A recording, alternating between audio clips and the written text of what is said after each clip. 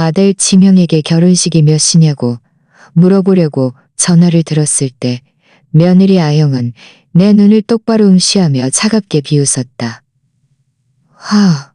어머님. 저희 어제 이미 결혼했어요. 정말 특별한 분들만 초대했거든요. 이 몇 마디는 마치 얼음물 한 양동이를 머리 위로 쏟아부은 듯했다. 특별한 분들? 지난 3년간 매달 6억만 원씩 월세를 대신 내주고 그들의 집 가구를 전부 사주고 돈이 없어 밥을 굶을 때마다 냉장고를 가득 채워주었던 나. 내가 특별한 사람이 아니라고? 나는 거실에 서서 천근만근 무거운 전화기를 들고 있었다. 아들 지명은 내 시선을 피했고 아영은 내가 사준 소파에 털썩 앉아 있었다. 내가 결혼식을 위해 고른 분홍색 드레스는 옷장 안에 쓸모없이 걸려 있었다. 그 옆에는 새로 산 구두와 외아들의 가장 중요한 날에 참석하리라 꿈꿨던 내 환상들이 함께 걸려 있었다. 나는 그 드레스를 2억만 원 주고 샀다. 지명의 결혼식 사진 속에서 내가 얼마나 근사하게 보일지 상상하면서 영원히 내가 등장하지 않을 그 사진들. 몇 주 동안 나는 모든 세부 사항을 계획하고 있었다. 따로 돈을 모아 축의금으로 1억만 원을 주려고 했고 해외에 있는 동생 혜린에게 이 기쁜 소식을 전했다. 결혼식이 끝나면 우리 집으로 와서 함께 축하할 거라고 생각해서 집 안을 먼지 한 톨 없이 깨끗하게 청소해 두었다. 이 모든 것이 그 네 글자, 그 악의적인 말 아래 한순간에 무너져 내렸다. 특별한 분들만 초대했어요. 지명이 마침내 고개를 들고 연습한 듯한 말투로 말했다. 엄마, 그냥 아주 사적인 예식이었어요. 정말 작게 저희 둘이랑 주례 선생님만 있었어요. 하지만 나는 그가 거짓말을 하고 있다는 것을 알고 있었다. 나는 SNS에서 사진들을 보았다. 아영의 부모님이 자랑스럽게 신랑 신부 옆에 서 있는 모습을 보았다. 그의 형제자매들이 샴페인을 들고 건배하는 모습을 보았다. 아영의 웨딩드레스. 지난달 내가 300만 원의 생활비를 보태주면서 함께 지불했던 그 웨딩드레스를 보았다. 내가 초대받지 못해 보지 못했던 모든 것을 보았다. 일주일 후 그 굴욕적인 사건으로부터 정확히 7일 뒤 아영에게서 전화가 걸려왔다. 목소리가 완전히 변해 있었다. 더 이상 결혼식에서 나를 배제했던 자신감 넘치던 여자가 아니었다. 이제 그녀는 절망에 빠진 듯 거의 애원하는 목소리였다. 어머님, 월세가 밀렸어요. 집주인이 이번 주까지 안 내면 쫓아낼 거라고 독촉하고 있어요. 혹시 송금하는 걸 잊으신 건 아니죠? 그녀의 목소리는 미미하게 떨렸고 마치 세상의 종말이라도 다가온 듯했다. 나는 몇 초 동안 침묵했다. 과거에 수없이 은행으로 달려가 송금을 했던 일들을 떠올렸다. 그들이 지낼 곳을 마련해주기 위해 내 계획을 수없이 취소했던 일들을. 내가 간장밥만 먹으며 돈을 아껴 그들이 근사한 외식을 하도록 했던 일들을. 그리고 이제 자신들의 인생에서 가장 중요한 순간에서 나를 배제한 후 아무 일 없었다는 듯이 내게 전화를 걸 뻔뻔함이라니. 아영아, 나는 나 자신조차 놀랄 만큼 평온한 어조로 말했다. 내가 말 안 했던가? 나는 특별한 사람들만 돕는다고. 전화 저편의 침묵은 너무나 깊어서 내 심장 소리조차 들리는 듯했다. 지난 몇 년간 처음으로 떨리는 사람은 내가 아니었다. 그녀였다. 어머님, 무슨 말씀이세요? 그녀가 더듬거리며 말했다. 저희는 어머님께 늘 특별했잖아요. 어머님은 제게 두 번째 엄마나 마찬가지였어요. 거짓말. 모두 거짓말. 필요한 것이 있을 때만 사용하는 그 달콤한 목소리에 포장된 거짓말. 그녀는 그 목소리로 내게 웨딩드레스와 신혼여행, 반지를 살 돈을 요구했고 나는 그 모든 것을 지원했지만 그들이 반지를 교환하는 모습을 영원히 볼 수 없을 거라는 사실은 몰랐다. 오랜 세월 동안 나는 얼음 위를 걷는 듯한 기분으로 살아왔다. 아들에게서 아주 작은 사랑이라도 얻기를 바라며 모든 말, 모든 행동, 모든 선물을 조심스럽게 저울질했다. 나는 늘 완벽한 엄마였고 순종적인 시어머니였으며 조용한 현금인출기였다. 그들이 나를 없는 사람 취급해도 나는 결코 항의하지 않았다. 하지만 그 말, 특별한 분들만 초대했어요가 내 안에 오랫동안 잠들어 있던 무언가를 깨웠다. 나는 지난 3년간 그들에게 쓴 돈을 계산해 보았다. 월세, 식비, 선물, 비상자금, 그리고 갖가지 변덕스러운 지출까지 합쳐서 4천만 원이 훌쩍 넘는 돈이었다. 4천만 원. 이 돈은 내 퇴직금에서, 내 저축에서, 돌아가신 남편이 내게 남겨준 평온한 노후, 자금에서 나온 것이었다. 그 결과로 내가 얻은 것은 무엇이었는가? 아들의 결혼식 날 낯선 사람, 취급을 받는 것. 그날 밤 전화를 끊고 침대에 앉아 울었다. 하지만 그것은 슬픔의 눈물이 아니었다. 그것은 분노였고 오랫동안 쌓여온 좌절감이었으며 수년간 묵묵히 견뎌온 굴욕감이었다. 나는 내가 그토록 어리석은 엄마였다는 사실에 울었다. 그들을 버려도 되는 물건처럼 취급하는 사람들에게 없어서는 안 될 존재가 되려다가 자신을 잃어버린 여자에 대해 울었다. 다음 날 아침잠에서 깼을 때 내 안에 무언가가 변해 있었다. 단순히 배신의 고통이 아니라 더 깊고 차가운 무언가였다. 침대에서 일어나 욕실 거울 속의 나를 보았다. 여전히 지친 눈, 수년간 사랑을 주었지만 보답받지 못한 이야기를 말해주는 주름들. 하지만 내 눈빛에는 뭔가 다른 것이 있었다. 내가 알지 못하던 단단함, 수년간의 순종 아래 묻혀있던 결심. 주방으로 가서 지난 40년 동안 그랬듯이 커피를 끓였다. 하지만 이번에는 지명에게 잘 잤는지 물어보려고 전화할 생각은 하지 않았다. 어제의 굴욕에 대해 사과하는 메시지가 오기를 기대하며 휴대전화를 확인하지도 않았다. 오랫동안 처음으로 하루의 첫 관심사는 나 자신이었다. 식탁에 앉았다. 이 식탁은 내가 그들을 위해 수없이 깜짝 이벤트를 계획했던 순간들을, 그들의 지출을 위해 수없이 돈을 세웠던 순간들을, 그들의 차가운 태도에 묵묵히 울었던 순간들을 지켜보았다. 이제 이 식탁은 완전히 다른 것을 지켜볼 것이었다. 나는 내 통장과 은행거래 내역서를 꺼내 계산하기 시작했다. 내가 얼마나 어리석었는지 정확한 숫자로 보고 싶었다. 매달 월세 6억만 원, 36개월이면 총 2,160만 원. 식비와 생활용품은 대략 매달 6억만 원, 총 2,160만 원. 생일, 크리스마스, 기념일 선물로 최소 400만 원. 아영의 의료비 100만 원. 그들에게 차를 사라고 길려주었지만 한 번도 받지 못한 돈 300만 원.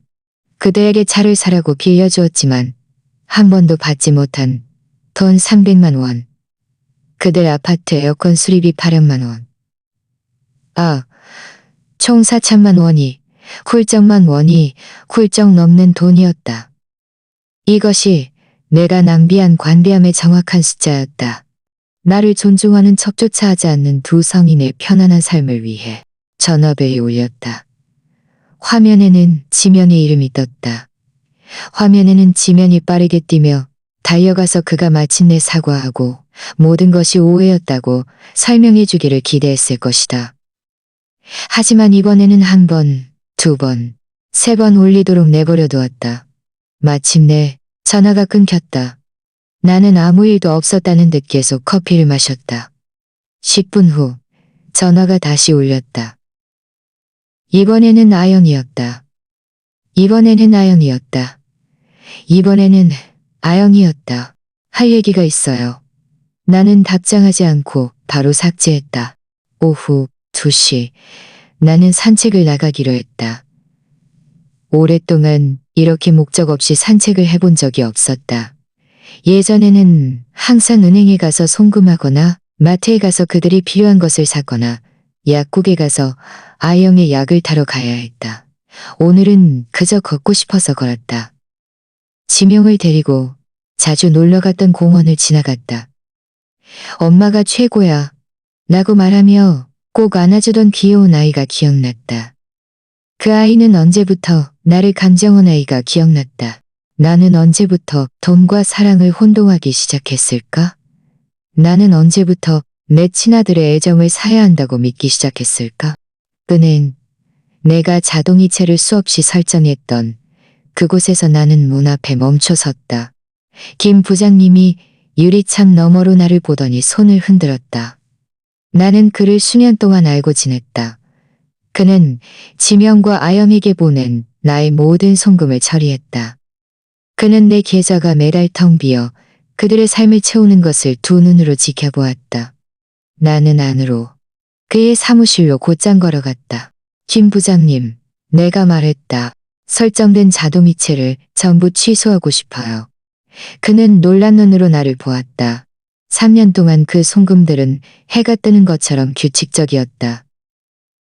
미자 씨, 정말이세요? 무슨 일이 있으셨나요? 그의 걱정은 진심이었다. 지난 몇 달간 지명이 내게 보여주었던 어떤 걱정보다도 진심이었다. 아니요, 아무것도 아니에요. 그냥 제가 드디어 눈을 떴을 뿐이에요. 내가 대답했다.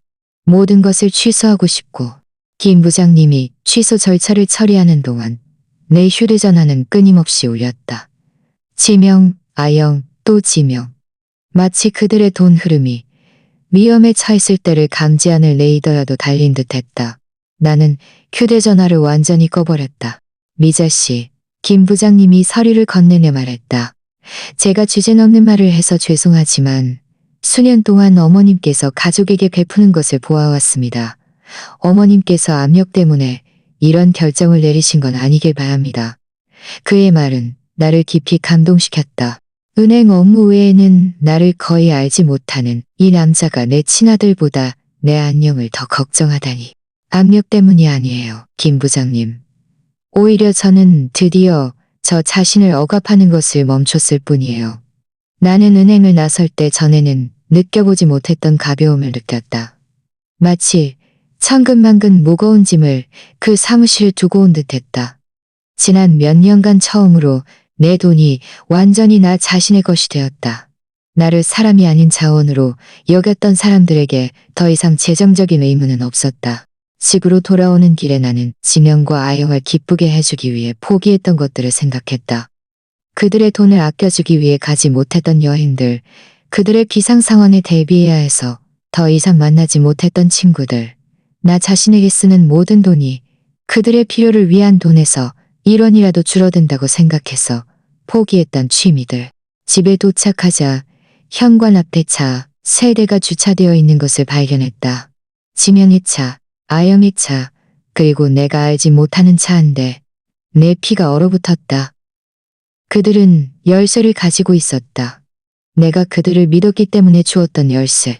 언젠가는 그들이 내가 그들을 돌보았던 것처럼 나를 돌봐줄 것이라고 믿었기 때문에 심호흡을 한번 하고 문을 열었다. 내 새로운 삶의 첫 번째 진정한 대면이 나를 기다리고 있었다. 나는 현관문을 열고 평생 잊지 못할 광경을 보았다. 지명은 내 소파에 머리를 감싸고 앉아 있었고 아영은 우리 집 안을 새장 속의 야수처럼 왔다 갔다 하고 있었다. 그리고 내가 알지 못하는 나이 든 남자가 내 식탁에서 내 개인 서류들을 뒤지고 있었다. 여기서 무슨 일이에요? 내가 예상보다 더 큰 목소리로 물었다. 세 사람 모두 나를 보았다. 마치 내가 내 집에 침입한 침입자라도 되는 듯이. 아영이 가장 먼저 입을 열었다. 그녀의 목소리에는 내가 전화에서 들었던 것과 같은 절박함이 섞여 있었다. 어머님, 천만다행이다. 돌아오셨네요. 저희 할 얘기가 있어요. 이분은 최 변호사님이에요. 어머님의 상황에 대해 법률 자문을 구했거든요. 내 상황? 이 말이 내 입에서 놀랄 만큼 평온하게 나왔다. 어떤 상황? 저는 아주 멀쩡해요. 지명이 마침내 고개를 들고 한때는 순진했지만 이제는 재정적 공포만을 반영하는 눈으로 나를 보았다. 엄마, 저희 은행에 갔었어요. 엄마가 모든 송금을 취소했다고 하던데요. 김 부장님이 엄마가 저희가 엄마 계좌에 접근하는 것도 막아놨다고 설명했어요. 저희는 엄마가 왜 이러시는지 이해가 안 돼요. 그 최 변호사라는 남자, 쉰대쯤 되어 보이는 회색 양복을 입은 미소는 차갑지만 나를 오싹하게 만드는 남자가 내게 다가와 손을 내밀었다. 미자 씨, 저는 최 변호사입니다. 어머님의 자녀분들이 어머님의 정신 상태를 걱정하셔서 제가 상황을 평가해 달라고 요청하셨습니다. 나는 그의 손을 잡지 않았다. 대신 나는 내 식탁으로 곧장 걸어가 그가 내 허락 없이 뒤지고 있던 모든 서류를 모았다. 이건 제 개인 서류예요. 당신은 제 허락 없이 이걸 볼 권리가 없어요. 엄마, 지명이 지난 몇 년간 연습한 듯한 거만한 어조로 끼어들었다. 저희는 엄마의 최근 행동이 너무 이상해서 걱정하는 거예요. 아무 이유 없이 저희 재정 지원을 끊고 전화도 안 받고 저희는 엄마가 전문가의 도움이 필요하다고 생각해요. 아영이 다가와 필요한 것이 있을 때만 보여주는 그 가짜 부드러움으로 내 손을 잡으려 했다. 미자 어머님, 저희도 어머님이 요즘 스트레스가 많으시다는 걸 알아요. 외로움이 생각보다 더 어머님께 영향을 미쳤을 수도 있어요. 어머님 연세에는 혼란스러운 상황이 생기는 게 아주 정상이에요. 혼란. 이 단어가 내 머릿속에서 종처럼 울렸다. 이제 나는 그들이 왜 변호사를 데려왔는지 이해했다. 나를 돕기 위해서가 아니었다. 나를 정신적으로 무능력하다고 선언하고 내 재정을 통제하기 위해서였다. 결혼식에 특별한 사람만 초대했다고 말했던 그 여자가 이제 나를 치매 노인 취급하고 있었다. 나는 혼란스럽지 않아요. 내 목소리는 단호했고 모두를 침묵시켰다. 나는 지난 몇 년간보다 더 정신이 또렷해요. 이제 당장 내 집에서 나가요. 최 변호사가 이성적으로 보이려고 할 때 사용하는 전문적인 어조로 끼어들었다. 미자 씨, 당황스러우신 건 이해합니다. 하지만 자녀분들의 어머님께서 재정적 결정을 내릴 능력이 손상되었다고 판단하면 합법적으로 개입할 권리가 있습니다. 우려스러운 행동. 내 목에서 거칠고 거의 잔인한 웃음소리가 터져나왔다. 내 돈이 내 것이라고 결정하는 것 말인가요? 아니면 나를 쓰레기 취급하는 두 서민에게 더 이상 돈을 대주지 않기로 선택하는 것 말인가요? 아영은 마치 뺨이라도 맞은 듯이 펄쩍 뛰었다. 저희는 한 번도 어머님을 함부로 대한 적 없어요. 어머님은 우리 가족의 일원이에요. 어머님은 우리 가족의 일원이에요. 어머님의 모든 것은 언젠가 저희 것이 될 거예요. 저희는 단지 그 과정을 앞당기는 것뿐이라고요. 진실이 드러났다.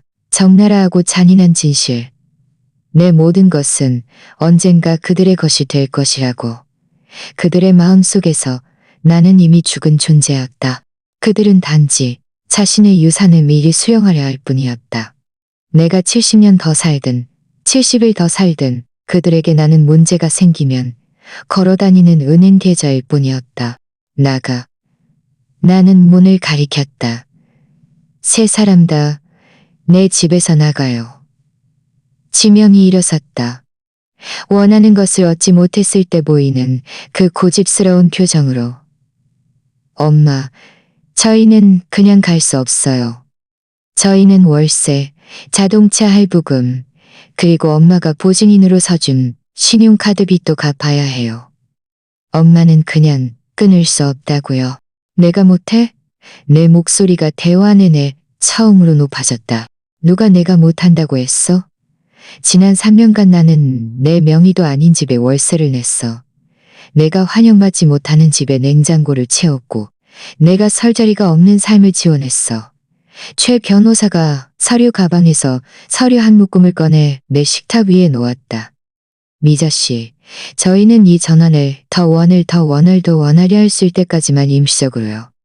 지명 씨와 아영 씨가 어머님의 재정을 더 효과적으로 관리했습니다. 나는 서류 묶음을 집어들고 쳐다보지도 않고 쓰레기통에 던져 넣었다. 여기서 일어날 유일한 전환은 당신들이 현관문으로 나가는 전환뿐이에요. 아영이 울기 시작했다. 하지만 그것은 슬픔의 눈물이 아니었다. 그것은 좌절감이었고 억눌린 분노였다. 어머님은 저희한테 이러면 안 돼요.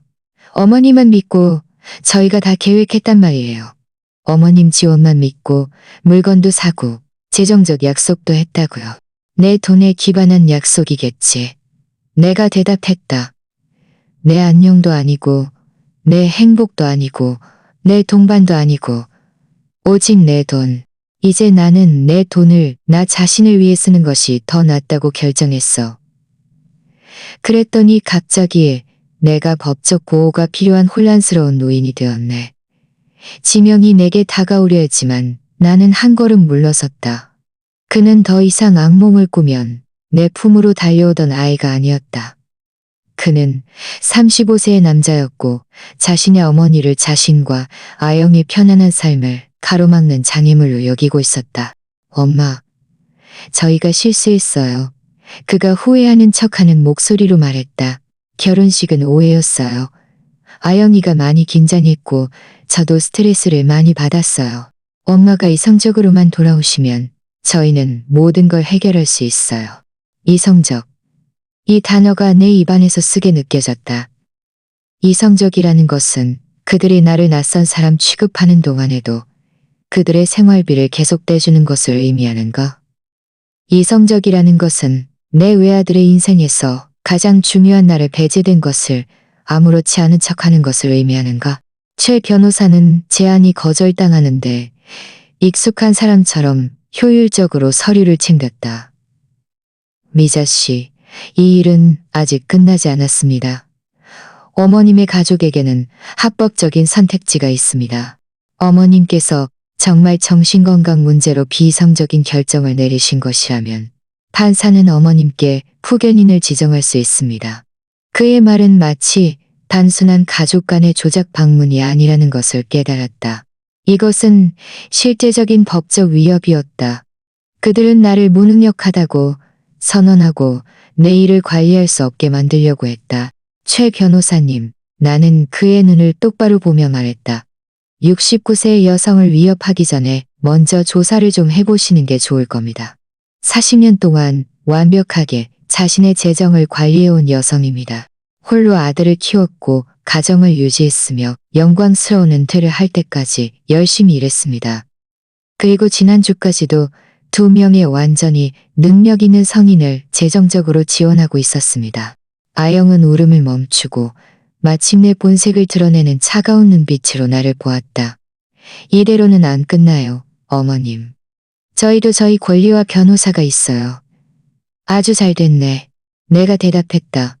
원하는 변호사 다 고용해봐. 물론 자기들 돈으로 말이야.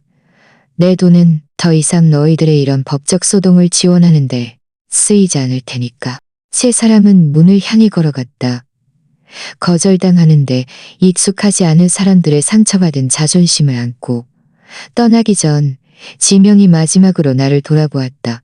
엄마한테는 이게 정말 안 좋은 결말이 될 거예요. 평생 혼자 살게 될 거라고요.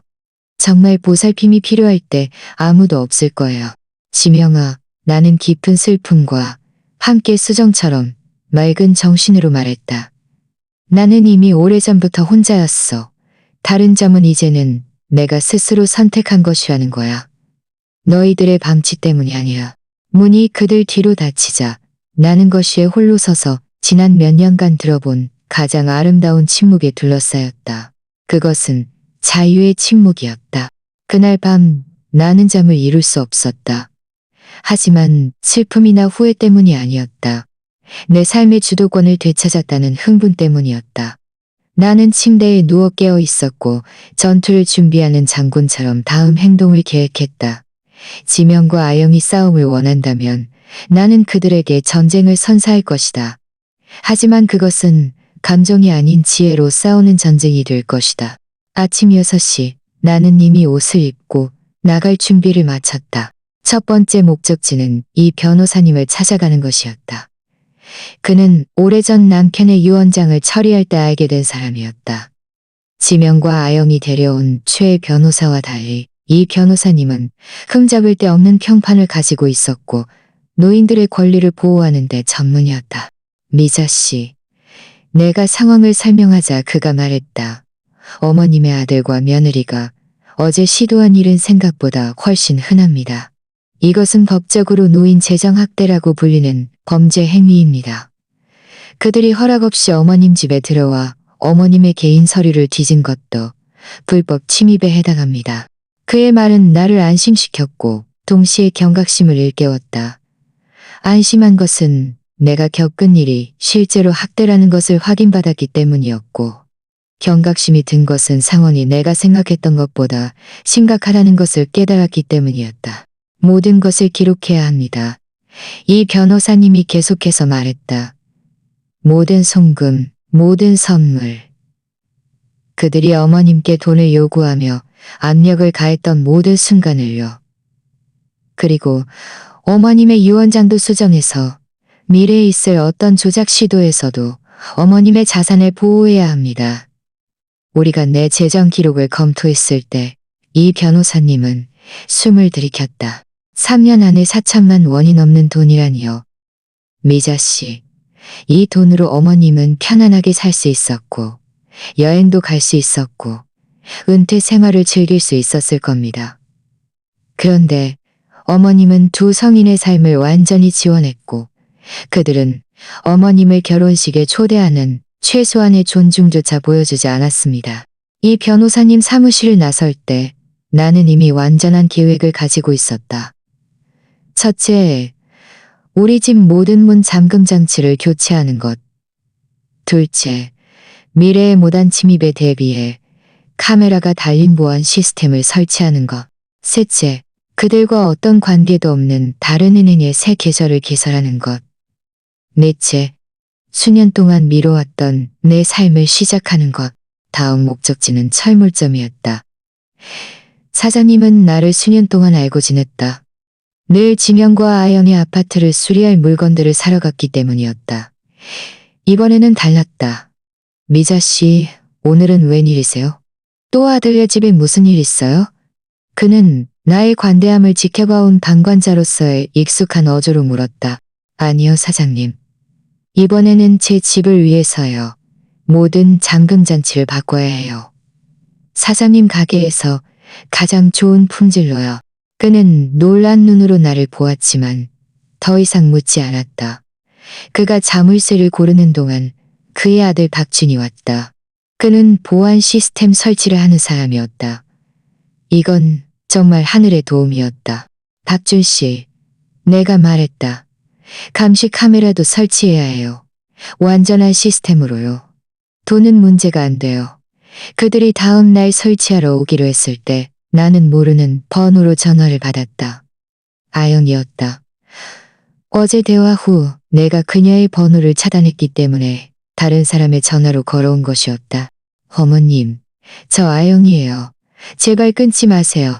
저희 문명화된 서민처럼 이야기해야 해요. 말해. 내가 짧게 대답했다. 어머님이 결혼식 때문에 화나신 건 이해해요. 그건 실수였어요. 저랑 진영이가 얘기했어요. 어머님께 보상하고 싶어요. 어머님 집에서 특별한 저녁 식사를 준비해서 저희 결혼을 함께 축하하는 건 어때요? 예전처럼 함께 요리도 하고요. 그녀의 말 속에 담긴 조작이 너무나 명백해서 나는 거에 비웃을 뻔했다. 너희들 월세 얼마나 밀렸니? 전화 저편의 침묵이 내 추측이 맞았다는 것을 확인시켜 주었다. 2달치요. 총 1억만 원이요. 하지만 어머님께 전화한 건 그것 때문만은 아니에요. 어머님, 저희는 정말 어머님이 우리 삶에 없어서 너무 보고 싶어요. 너희들은 내가 보고 싶은 거야? 아니면 내 돈이 보고 싶은 거야? 내가 직접적으로 물었다. 둘 다요. 그녀의 솔직함에 나는 약간 놀랐다. 어머님, 거짓말하는 거 아니에요. 저희는 어머님의 경제적 도움이 정말 필요하지만 어머님도 사양해요. 어머님은 저희에게 아주 소중한 분이에요. 내가 그렇게 소중하다면 내가 말했다. 왜 너희들 결혼식에 참석할 만큼 소중하지 않았어? 왜 돈을 요구하는 전화 말고는 한 번도 전화가 오지 않을 만큼 소중하지 않았어? 너희들이 마지막으로 내 안부를 물으려고 전화한 게 언제였어? 또다시 침묵. 우리 모두 답을 알고 있었다. 단 한 번도 없었다. 아영아, 단 한 번만 더 설명할게. 3년 동안 너희들은 나를 감정 없는 현금인출기 취급했어. 나를 이용하고 무시하고 굴욕을 주고 마지막에는 최악의 방식으로 모욕했어. 이제 돈이 없어지니까 갑자기 나를 사랑한다고? 어머님, 제발. 내가 그녀의 말을 잘랐다. 제발 같은 건 없어. 너희들이 내가 그렇게 특별하지 않아서 너희들 결혼식에 참석할 자격이 없다고 결정했을 때 너희들은 선택을 한 거야. 이제는 내가 내 선택을 할 차례야. 나는 전화를 끊고 완전히 꺼버렸다. 새로 찾은 자유를 누리는 이날 더 이상 방해받고 싶지 않았다. 그날 오후 나는 1년 넘게 가지 못했던 미용실에 갔다. 늘 지명이나 아영에게 무슨 일이 생기거나 나 자신을 위해 따로 떼어둔 돈이 결국 그들의 비상 자금으로 쓰여서 예약을 취소하곤 했다. 미자 언니, 내가 가장 좋아하는 미용사 지수가 소리쳤다. 정말 반갑네요. 저희 다 잊으신 줄 알았어요. 잊지 않았어, 지수야. 그냥 내가 돌봄받을 가치가 있다는 사실을 잊었을 뿐이야. 나는 머리 자르고 염색하고 손톱과 발톱까지 모든 관리를 받았다. 지난 몇 년간 처음으로 죄책감 없이 나 자신에게 돈을 썼다. 지수는 내 머리를 해주면서 자신의 삶, 자녀들, 꿈에 대해 이야기했다. 지명과 아영이 필요로만 돌아가지 않는 대화를 나누는 것은 정말 상쾌했다. 정말 아름다우세요, 미자 언니. 그녀가 끝내고 말했다. 하지만 더 중요한 건 언니가 자유로워 보인다는 거예요. 무슨 좋은 일 있으셨어요? 지수야. 드디어 아니오라고 말하는 법을 배웠어. 그날 저녁 집에 돌아왔을 때 현관 앞에 모르는 차 한 대가 주차되어 있었다. 심장이 잠시 빠르게 뛰었다. 지명과 아영이 또 다른 조력자를 데려왔나 싶어서. 하지만 가까이 가보니 나이 든 여성이 우리 집 현관 계단에 앉아 있었다. 미자 씨? 그녀가 내가 차에서 내리는 것을 보고 물었다. 네, 저인데요. 뭘 도와드릴까요? 저는 김 여사예요. 바로 옆집에 살아요. 수년 동안 이웃으로 지냈는데 제대로 얘기할 기회가 없었네요. 어제 집에서 큰 소리가 나는 걸 들었는데 좀 걱정이 돼서요. 괜찮으신가요? 그녀의 진심 어린 걱정은 나를 깊이 감동시켰다. 낯선 사람이 내 친아들보다 내 안녕을 더 걱정하다니. 들어오세요, 김 여사. 커피 한 잔 드릴게요. 아마 믿지 못할 이야기를 해드릴게요. 나는 커피를 끓이면서 모든 상황을 그녀에게 이야기했다. 김 여사는 내 말을 자르지 않고 조용히 들으며 고개를 끄덕였다. 내가 말을 마치자 그녀의 눈에 눈물이 글썽였다. 미자 씨, 그녀가 말했다. 잘하셨어요. 저도 5년 전에 비슷한 일을 겪었어요. 제 딸과 함께요. 저도 그들의 성인 생활을 지원하는 것이 제 의무라고 생각했었어요. 돈을 주지 않으면 그들이 나를 사랑하지 않을 거라고 믿었죠. 그래서 어떻게 됐어요? 그들이 필요한 것이 있을 때만 전화한다는 것을 깨달았을 때 저는 재정적 지원을 끊었어요. 그들은 저를 위협하고 감정적으로 협박하고 죄책감을 느끼게 하려고 했죠. 하지만 6개월 후에 딸에게서 전화가 와서 진심으로 사과했어요. 이제 저희는 돈이 아닌 사랑에 기반한 진정한 관계를 맺고 있어요. 그녀의 말은 내게 희망을 주었고 내가 올바른 결정을 내렸다는 것을 확인시켜 주었다. 지명과 아영도 언젠가 이해하게 될까요? 그럴 수도 있고 아닐 수도 있죠. 그녀는 솔직하게 대답했다. 하지만 이제는 미자 씨의 책임이 아니에요. 이제 미자 씨의 책임은 미자 씨 자신의 삶을 잘 사는 거예요. 그날 밤 지난 3년간 처음으로 나는 지명과 아영이 월세나 식비 또는 그들의 변덕을 충족시킬 돈이 있는지 걱정하지 않고 잠자리에 들었다. 나는 나 자신, 나의 계획, 나의 미래를 생각하며 잠자리에 들었다.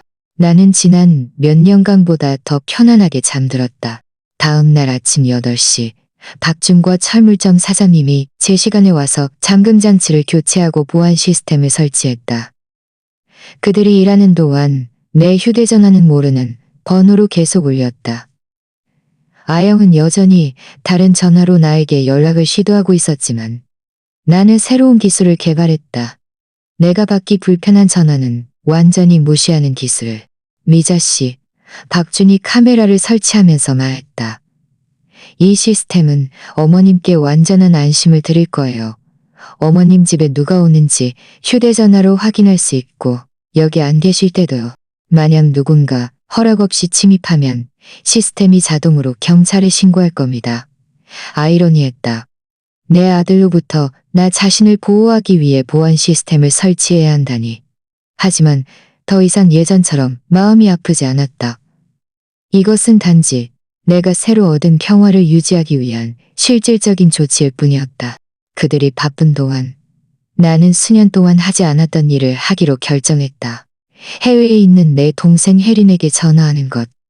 우리는 소원해졌다. 매번 통화할 때마다 나는 결국 지명과 아영의 성과에 대해 내가 그들에게 얼마나 많은 돈을 썼는지 그들을 도울 수 있어서 얼마나 자랑스러운지에 대해 이야기했기 때문이었다. 이제 나는 우리의 대화가 가족 소식으로 위장된 재정 보고서가 되어 버렸다는 것을 깨달았다. 언니? 혜린이 놀란 목소리로 전화를 받았다. 언니, 잘 지냈어? 우리 몇 달 동안 얘기 못했잖아. 응? 잘 지냈어. 너는? 목소리가 좋아 보이네. 나도 잘 지내. 혜린아, 내가 드디어 정신을 차렸다는 걸 알려주려고 전화했어. 나는 그에게 모든 이야기를 처음부터 끝까지 들려주었다. 비밀 결혼식, 구류, 변호사의 방문, 그리고 재정 지원을 끊기로 한 나의 결정까지. 혜리는 조용히 들었고 내가 말을 마치자 그의 대답은 나를 깜짝 놀라게 했다. 언니, 진짜 그랬어야 했어.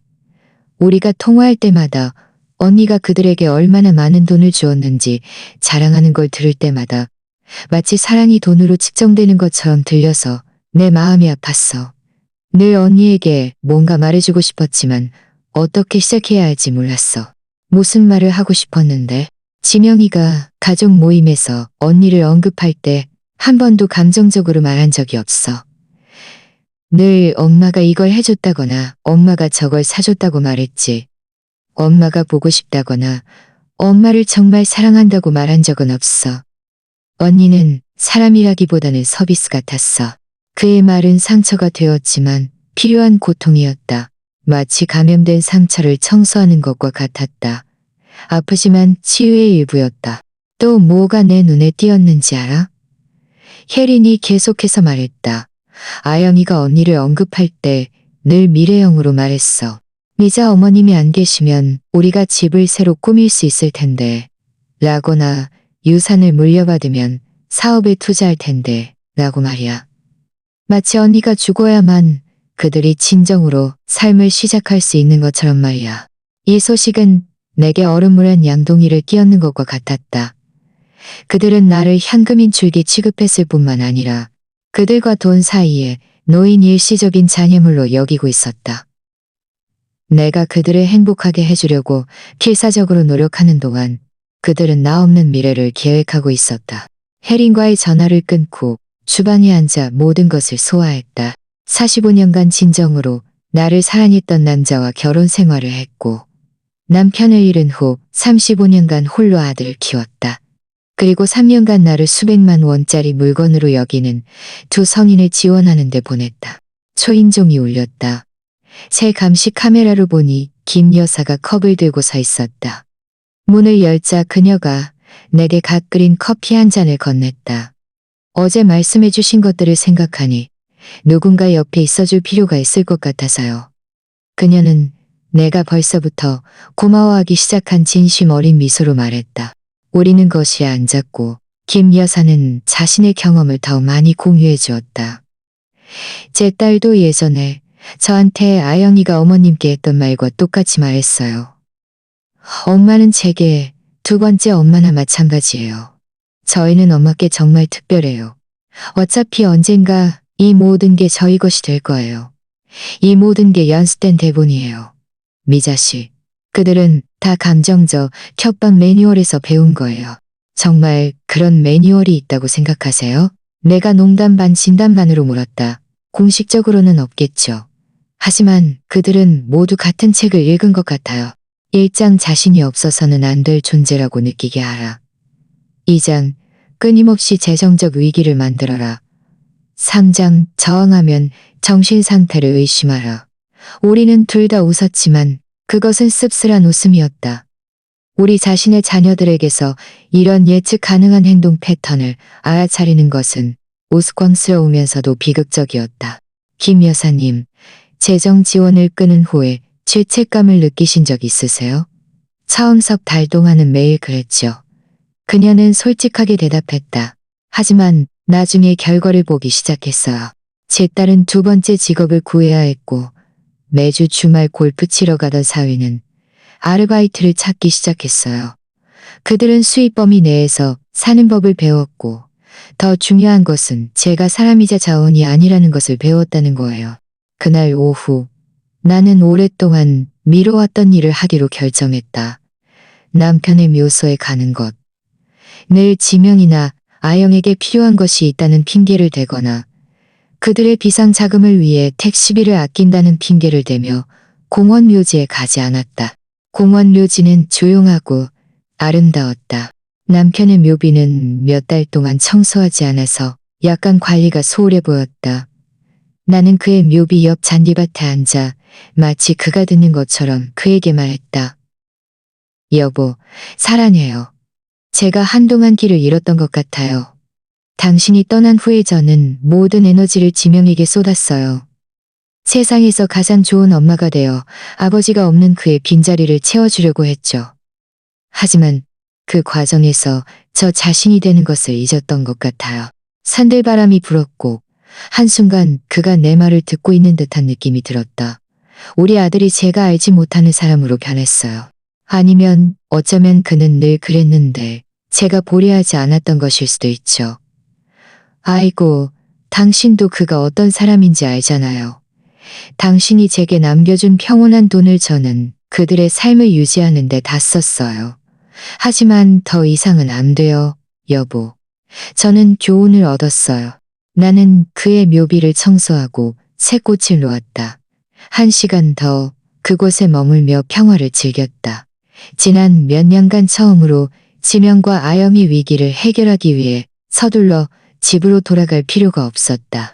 집에 돌아오자 현관 앞에 또 세 대의 차가 주차되어 있었다. 심장이 빠르게 뛰었지만 이번에는 준비가 되어 있었다. 감시 카메라에는 지명, 아영, 그리고 내가 알지 못하는 두 사람이 찍혀 있었다. 그들은 모두 흥분한 듯 서로 이야기하며 내 집을 가리키고 있었다. 나는 차에서 내리지 않았다. 내 변호사님께 전화했다. 이 변호사님, 그들이 또 왔어요. 이번에는 더 많은 사람들을 데리고요. 어떻게 해야 할까요? 차에서 내리지 마세요, 미자 씨. 제가 바로 갈게요. 경찰에도 즉시 신고할 겁니다. 우리가 어제 얘기한 후에 제가 이미 임시 접근 금지 명령을 신청했어요. 그들은 어머님의 부동산 범위 안에 나타날 수 없어요. 15분 후 이 변호사님과 순찰차 2대가 도착했다. 나는 경찰이 지명과 아영에게 이야기하는 것을 보았고 내 아들이 화를 내며 발을 구르는 것을 보았으며 아영이 또 울고 있는 것을 보았다. 하지만 이번에는 그녀의 눈물이 내게 아무런 영향을 미치지 않았다. 경찰관 한 명이 내 차 옆으로 왔다. 부인, 안심하고 나오셔도 됩니다. 방문객들은 이제 떠나야 합니다. 내가 차에서 내리자 지명이 길 건너편에서 내게 소리쳤다. 엄마, 이건 너무 어이가 없어요. 저희는 엄마 가족인데 엄마 친아들을 상대로 경찰을 부르면 안 되죠. 지명아, 나는 나 자신조차 놀랄 만큼 평온하게 대답했다. 가족은 나를 정신적으로 무능력하다고 고소하겠다고 위협하지 않아. 가족은 허락 없이 남의 집에 침입하지 않아. 가족은 자기 엄마를 현금인 줄기 취급하지 않아. 아영이 길 건너편에서 소리쳤다. 어머님은 대가를 치를 거예요. 어머님이 보증인으로 서준 저희 청구서들이 있다고요. 저희를 그냥 버릴 수 없어요. 이 변호사님이 개입했다. 아영 씨, 앞으로 모든 의사소통은 제 사무실을 통해서만 이루어져야 합니다. 위협적인 발언을 하기 전에 변호사와 상의하시길 권합니다. 제 의뢰인은 지난 3년간의 모든 자발적인 지불에 대한 완전한 서류를 가지고 있으니까요. 나는 그들이 차를 몰고 떠나는 것을 보았다. 그들은 패배했지만 아직 포기하지 않았다. 나는 이것이 끝나지 않았다는 것을 알았다. 하지만 이 혼란 속에서 처음으로 자신감을 느꼈다. 나는 전문가의 도움을 받고 있었고 김 여사님의 정서적 지지를 받고 있었으며 더 중요하게는 무엇이 옳고 그른지에 대한 분명한 인식을 갖게 되었다. 그날 밤 김 여사님이 나를 저녁 식사에 초대했다.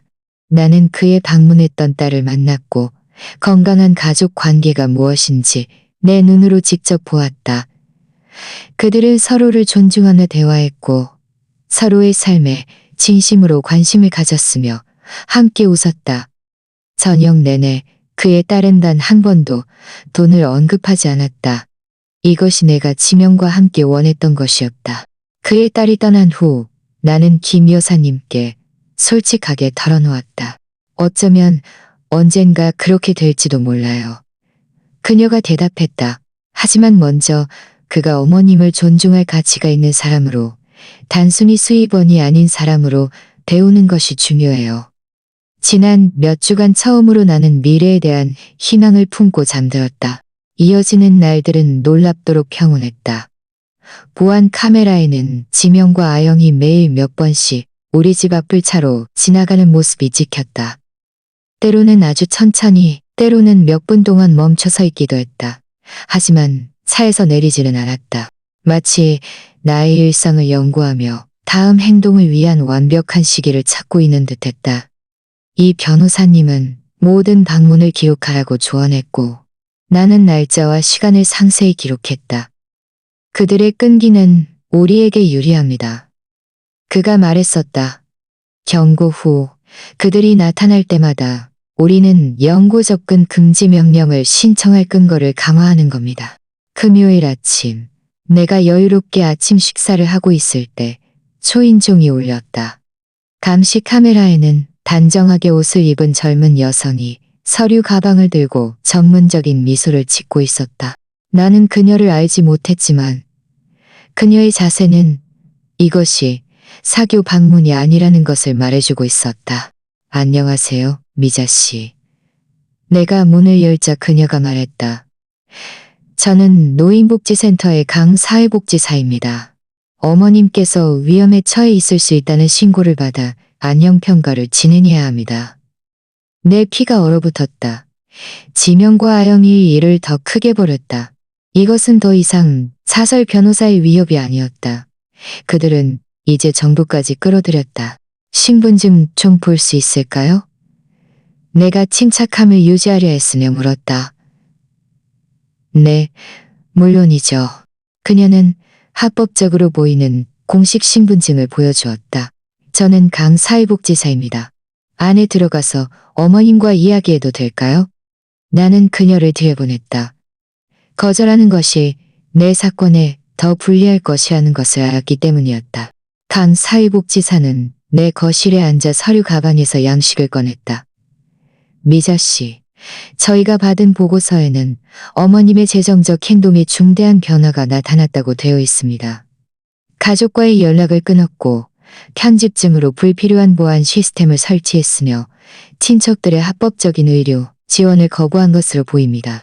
모든 단어는 마치 정신적으로 불안정한 노인처럼 들리도록 신중하게 선택되었다. 나는 그 뒤에서 조종하는 아영의 수법을 알아차렸다. 그녀는 늘 자신의 목적을 달성하기 위해 나를 조작하는 데 능숙했다. 강 사회복지사님, 내가 모을 수 있는 모든 위험을 담아 말했다. 어떤 질문에 답하기 전에 먼저 변호사님께 전화하고 싶습니다. 부인, 이것은 법적 신문이 아닙니다. 이것은 안녕평가입니다. 숨길 것이 없다면 저희와 이야기하는데 문제가 없을 겁니다. 숨길 것이 없다면. 이 말이 나를 화나게 했다.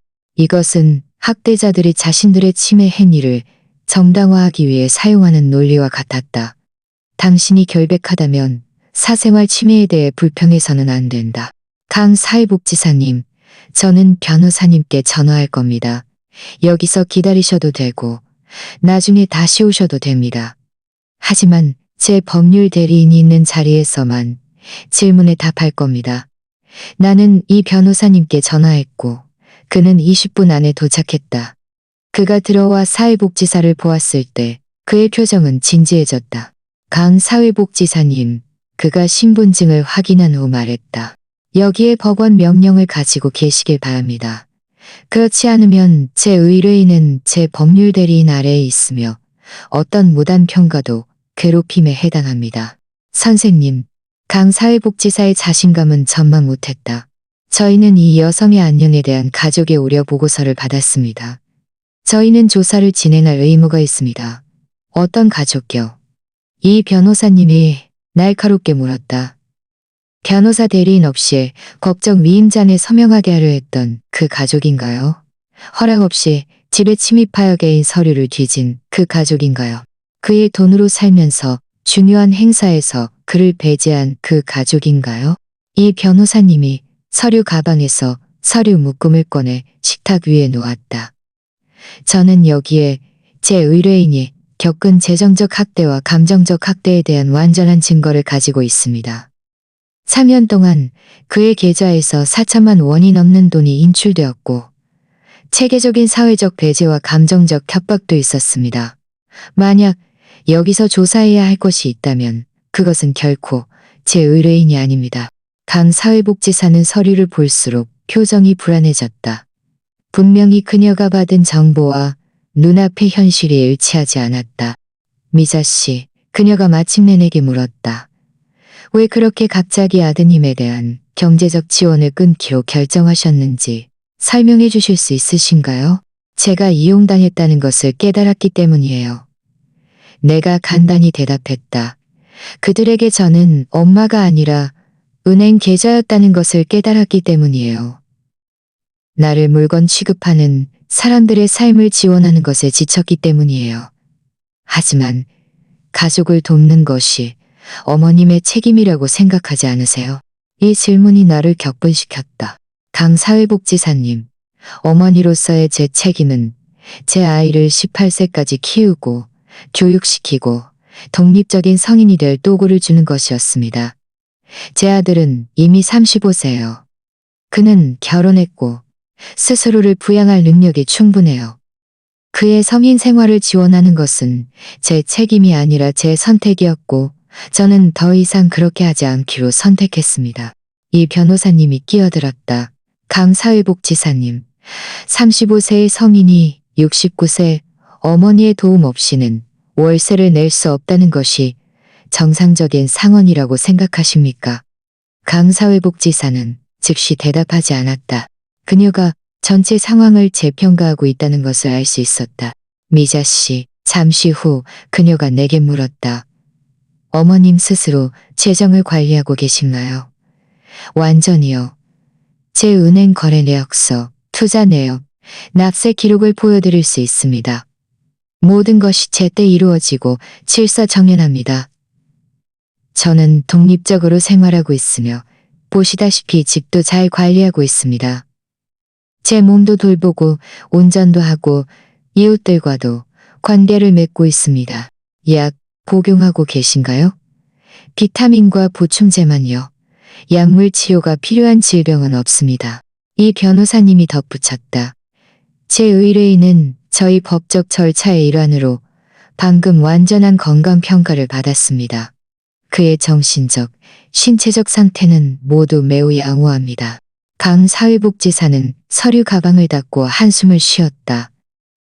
미자 씨, 이 대화와 제가 본 서류들을 바탕으로 볼 때 어머님께서 위험에 처해 있거나 개입이 필요하다는 증거는 보이지 않습니다.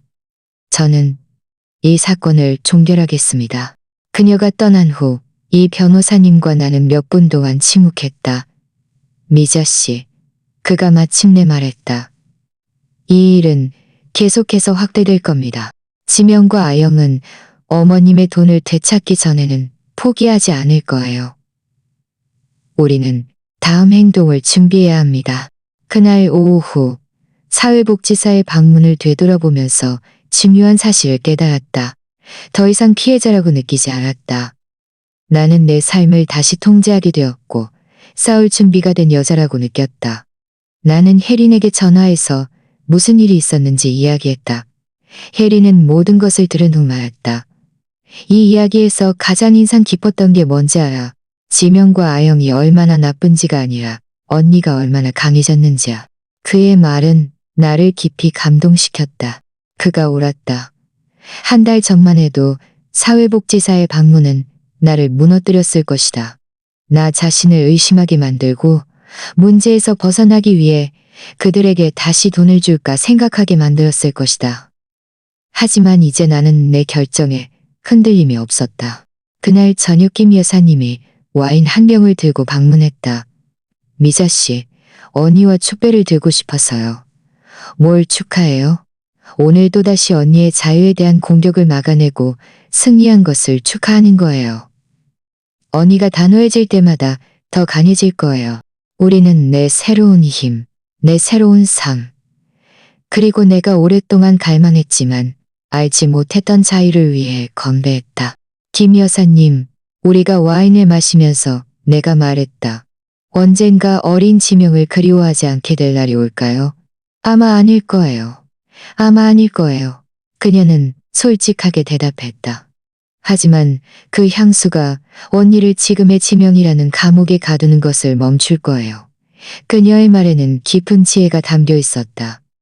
나는 한때 내 아들이었던 소년을 사랑할 수 있었고 동시에 학대자로 변해버린 성인이 나를 계속 해치도록 허락하지 않을 수 있었고 그날 밤 나는 깊이 잠들었다. 나는 날마다 더 강해지고 더 독립적이며 더 자유로워지고 있다는 것을 알았다.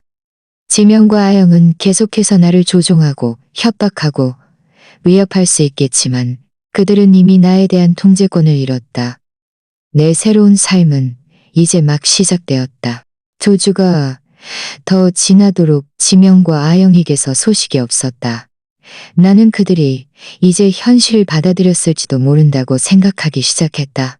하지만 화요일 아침 내가 정원에서 꽃을 돌보고 있을 때 모르는 차 한 대가 우리 집 앞에 주차하는 것을 보았다.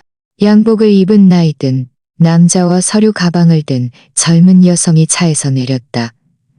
내 심장이 빠르게 뛰었지만 더 이상 두려움이 아니라 분노 때문이었다.